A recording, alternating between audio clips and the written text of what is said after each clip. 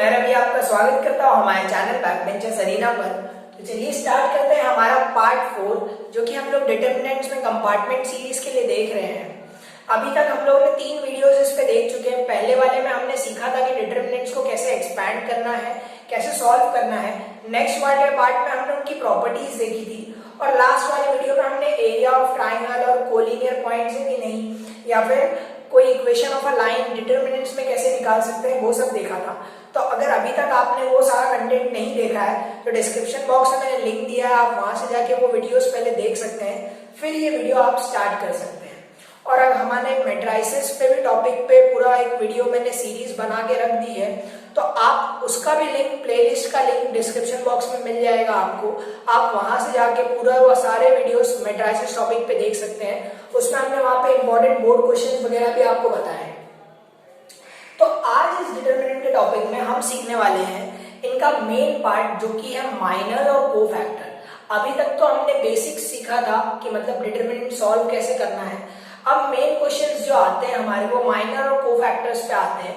ये सबसे easy topic होता है किसी भी डिटरमिनेंट में। अगर आप किसी से भी पूछ लोगे तो माइनर और कोफैक्टर बहुत इजी टॉपिक है। तो चलिए टाइम वेस्ट किए बिना बोलने स्टार्ट करते हैं। तो चलिए फिर स्टार्ट करते हैं हमारा माइनर वाला पार्ट। पहले हमने क्या बात किया, माइनर क्या कह रहा हूं, MINOR, माइनर। ठीक है, ये वर्ड आपने बहुत जगह सुना होगा। माइनर मतलब क्या, छोटा। समझ में आता है, ये छोटा तो पता ही है। अब यहाँ पे इसका काम क्या है, डिटरमिनेंट्स में क्या काम है। अब जैसे मैं एक बात करूं, मैं एक 3x3 का डिटरमिनेंट ले रहा हूं। किसका ले रहा हूं, 3x3 का। तो 3x3 में कोई भी वैल्यू डाल दीजिए, 1 2 3 4 5 6 7 8 9। क्लियर है, ये बेसिक से वैल्यूज डाल दिए मैंने डिटरमिनेंट में।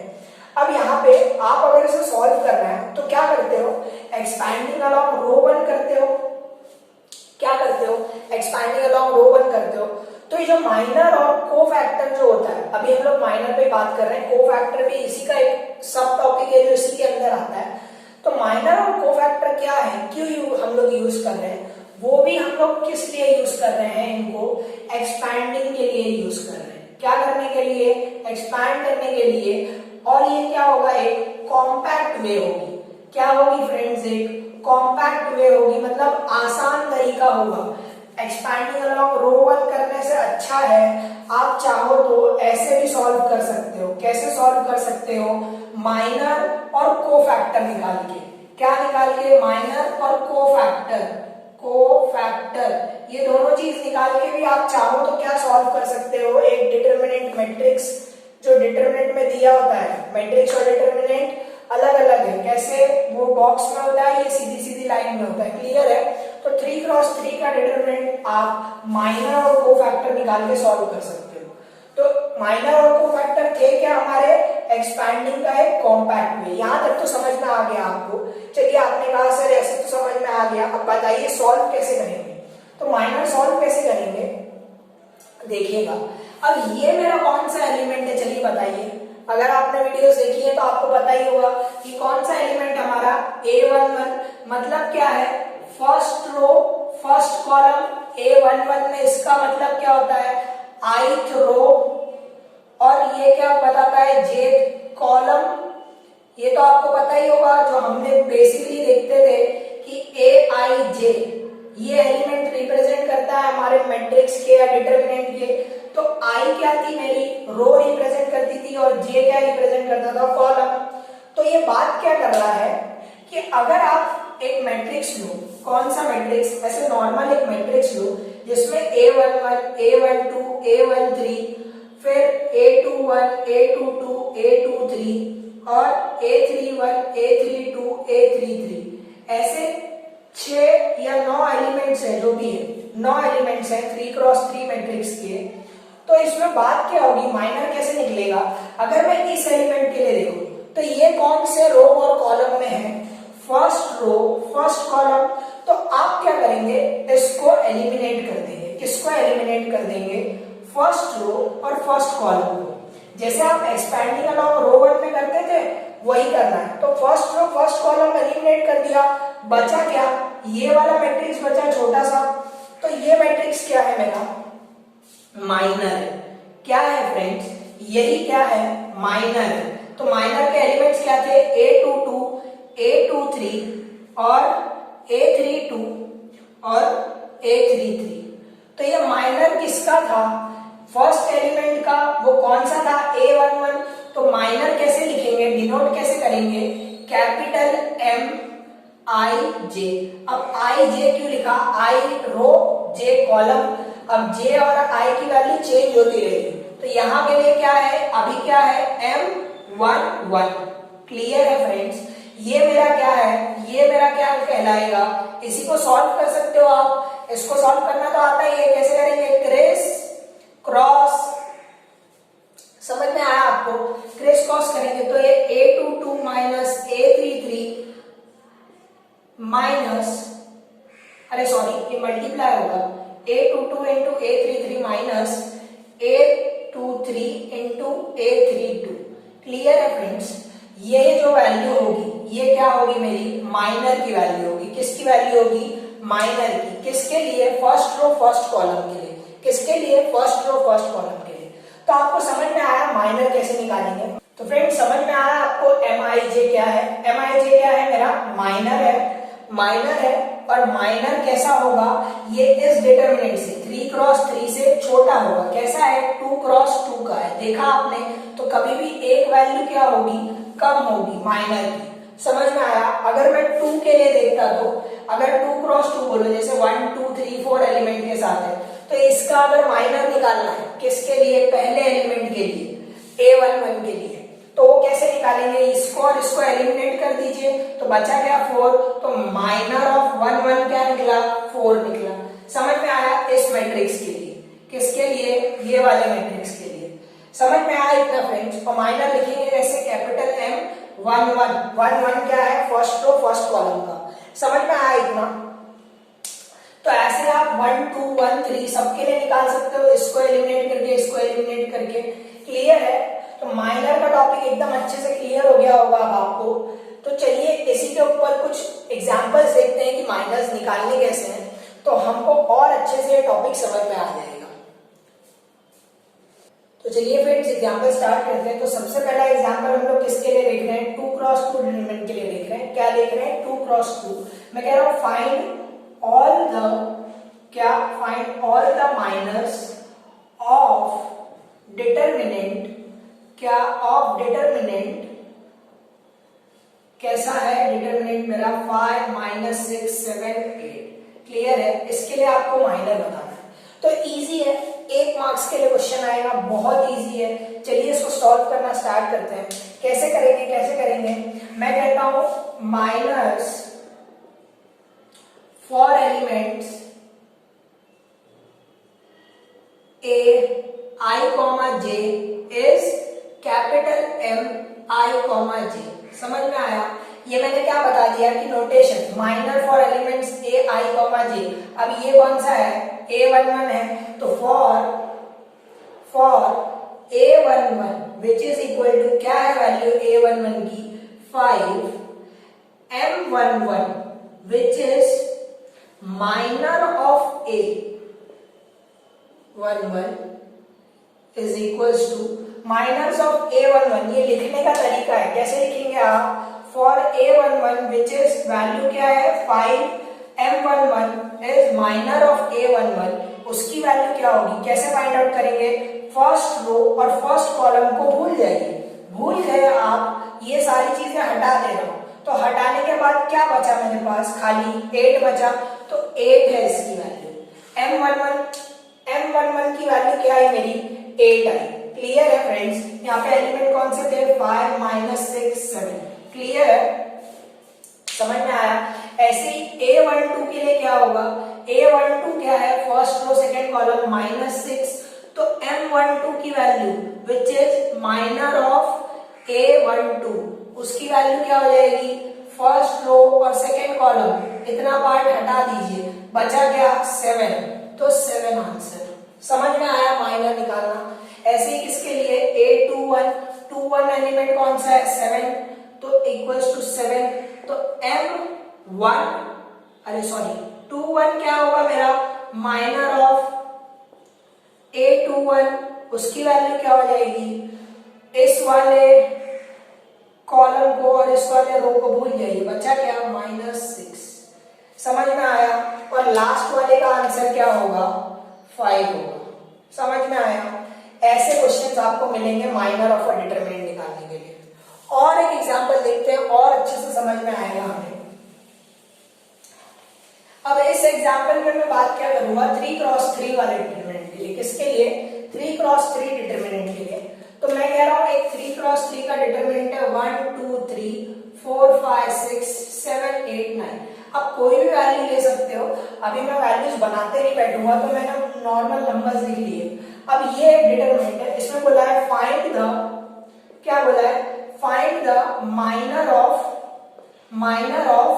Ninth element of determinant. Determinant कौन सा, ये वाला। अब इसका नाइन्थ एलिमेंट कैसा होगा, नाइन्थ एलिमेंट ये होगा मेरा, 9 वैल्यू नहीं कह रहा हूं, नाइन्थ एलिमेंट 1 2 3 चौथा पांचवा छठा, तो ऐसे करके कुछ भी वैल्यूज हो सकती थी। अब एक कोइंसिडेंस है कि 9 का 9 ही आया, तो नाइन्थ एलिमेंट है, कौन सा है वो, ये वाला होगा। तो हमको क्या लिखना होगा सबसे पहले, द नाइन्थ एलिमेंट, क्या लिखूंगा, the ninth element lies in third row, कौन सी row, third row and third column, कौन सा column, third column of given determinant. समझ में आया। ये बता दिया आपने, ये बता दिया, तो इसके बाद क्या होगा, एलिमेंट ऑफ 3 3 वो है क्या 9, तो m of 3 3 which is minor of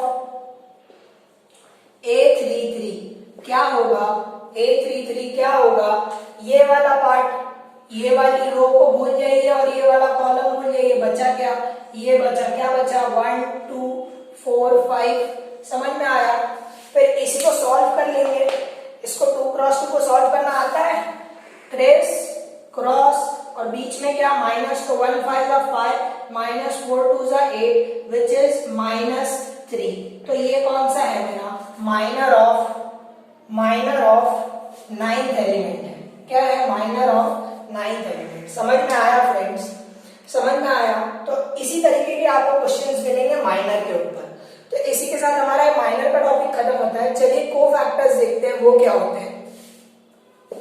चलिए फ्रेंड्स कोफैक्टर स्टार्ट करते हैं। क्या कह रहा हूं यहां पर, कोफैक्टर, क्या, कोफैक्टर। अब कोफैक्टर पूरा का पूरा लिंक्ड है किसके साथ, माइनर के साथ। अगर आप माइनर नहीं निकालना आता आपको, तो आप कोफैक्टर नहीं निकाल सकते। इसीलिए हमने अभी पहले क्या देखा था, माइनर देखा था।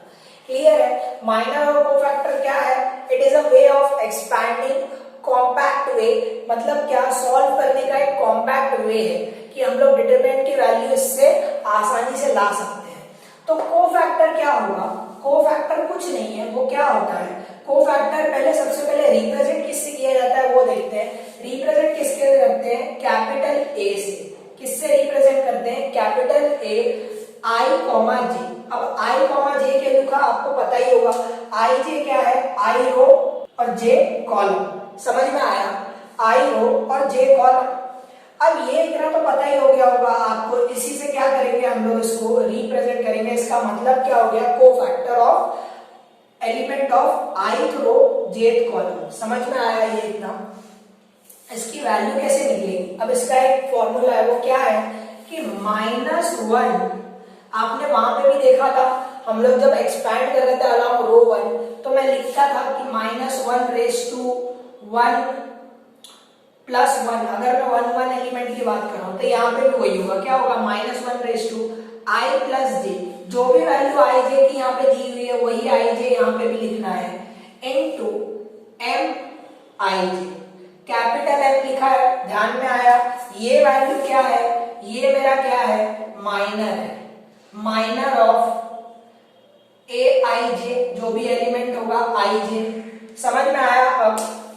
अब समझ में आया। तो अगर मैं बात करूं, एक डिटरमिनेंट था 2x2 का ही ले लेते हैं। तो 2x2 में जैसे वैल्यूज थी थी 1 2 3 4, तो 1 2 3 4 वैल्यू है। मैंने कहा मुझे एलिमेंट ए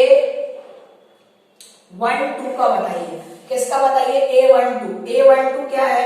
ये second first row first column, first row second column, first row second column, तो ये क्या होगा? -1 + 1 + 2। क्लियर है? 1 + 2। नेक्स्ट Mij क्या होगा? इसका माइनर क्या होगा इसके लिए? ये वाला कॉलम और ये वाली रो भूल जाइए, बचा क्या? 3, तो n2 क्या हो जाएगा? 3। यही मेरी Mij की वैल्यू है। क्लियर है? तो ये क्या हो जाएगा आप बताइए। चलिए -1 + 2 3, 2 + 1 क्या होता है? 3 × 3। अब ये ऑड पावर है, तो अगर क्यूब निकालेंगे तो क्या होगा? -1 ही होगा, तो वैल्यू क्या हो जाएगी? -3। क्लियर है? तो कोफैक्टर क्या आया मेरा? A12 क्या आया? -3 आया। क्या आया? -3 आया। समझ में आया आपको निकालना? ये फॉर्मूला बहुत इंपॉर्टेंट है। कौन सा वाला? ये वाला। आप ये फॉर्मूला ध्यान में रखिएगा। क्या है? Cofactor of a element of ith row और jth column is equals to -1 * I + j। I और j सेम वैल्यूज होंगी जिस कॉलम के रो के बात कर रहे हैं, into minor of that row और कॉलम। क्लियर है? समझ में आया? चलिए इसके ऊपर भी कुछ एग्जांपल्स देखते हैं जिससे हमें आसानी से समझ में आ जाएगा।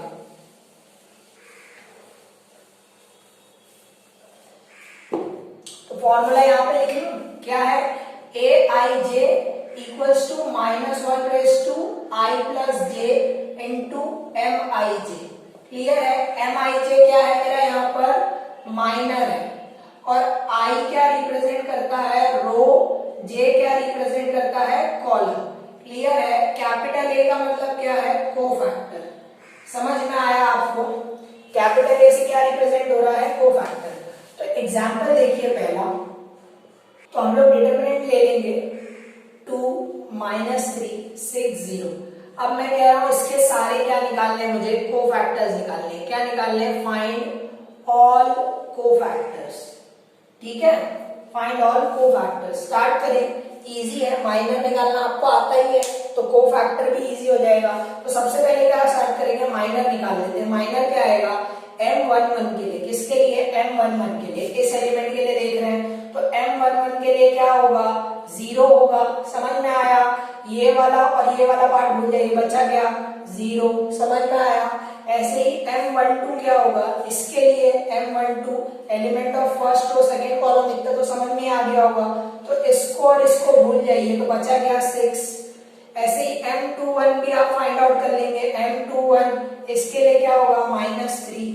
और इसके लिए क्या होगा? M22 के लिए क्या वैल्यू होगी मेरी? 2 होगी। क्लियर हुआ यहाँ तक? अब क्या फाइंड करेंगे? A11 क्या कोफैक्टर है ना? A11, तो A11 कैसा होगा? -1 * 1 + 1। क्लियर है? अब ये डायरेक्ट 1 1 दिखा ना, कहीं भी दिखा तो पहले यहीं पे प्लस कर दो। 1 + 1 2। समझ में आया? बार बार 1 + 1 लिख के फिर से वापस नीचे लिखने की जरूरत नहीं है। तो 2 लिखा, और उसके बाद क्या होगा? A11 क्या होता है? Into M11। M11 की वैल्यू क्या है? 0 है, तो ये पूरी वैल्यू क्या होगी? 0 होगी। समझ में आया?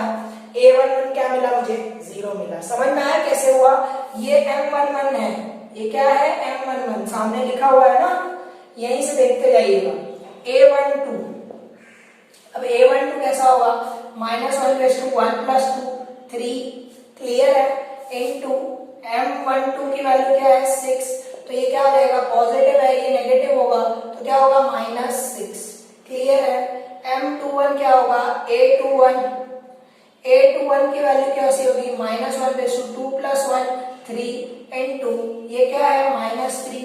तो ये देखिए, अब ये क्या हो जाएगा? -1 हो जाएगा, क्यूब निकालूंगा, माइनस माइनस प्लस, तो इसीलिए क्या होगा? +3। अब इसका बहुत ध्यान रखिएगा, माइनस प्लस का कहीं भी। A22 देखिए, A22 क्या होगा मेरा? -1 * 2 + 2 4 इनटू क्या होगा? 2।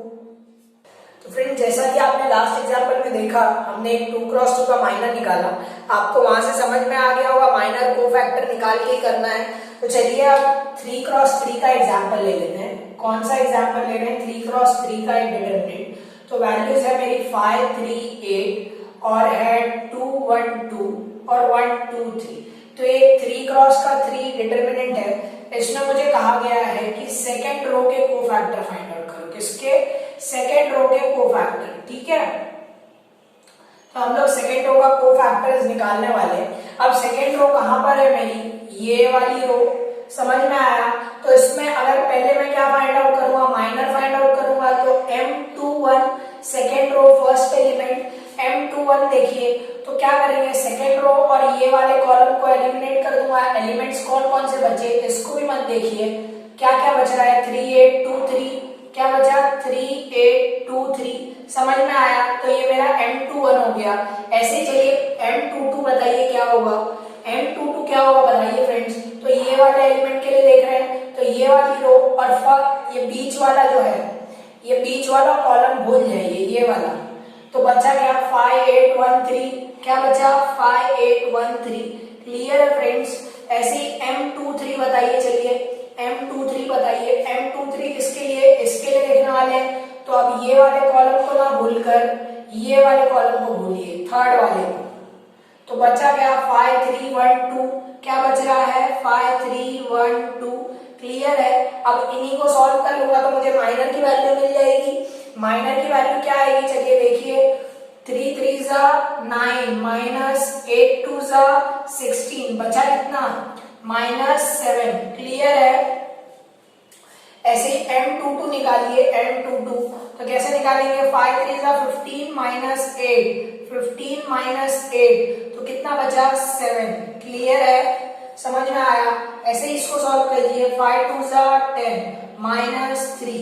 कितना बचा? 7। समझ में आया? अब ये कोइंसिडेंस है कि इसकी वैल्यू 7 7 7 आ रही है। ऐसा कुछ नहीं है कि ये सेम ही आएंगी, अलग अलग भी आ सकती हैं। तो अब माइनस पता चल गया। चलिए कोफैक्टर निकालिए। क्या निकालूंगा? कोफैक्टर। कोफैक्टर किससे लिखते हैं? ए से। किससे? कैपिटल ए से। तो A21 क्या होगा मेरा? अभी आपने फॉर्मूला देखा है ये वाला। तो -1 अब यहाँ पे प्लस लिखने की जगह मैं सीधा प्लस कर दूं। 2 + 1 3 इंटू ये क्या है? M21 क्या है? -7। तो -7। तो वैल्यू क्या है मेरी? वैल्यू क्या है फ्रेंड्स? अब ऑड पावर है, ऑड पावर पे क्यूब पे ये -1 ही रहेगा। -1 इंटू -7 क्या होगा? +7। क्लियर है? ऐसे ही इसको देखिए A22 को। किसको देखेंगे? A22। तो A22 के लिए क्या होगा?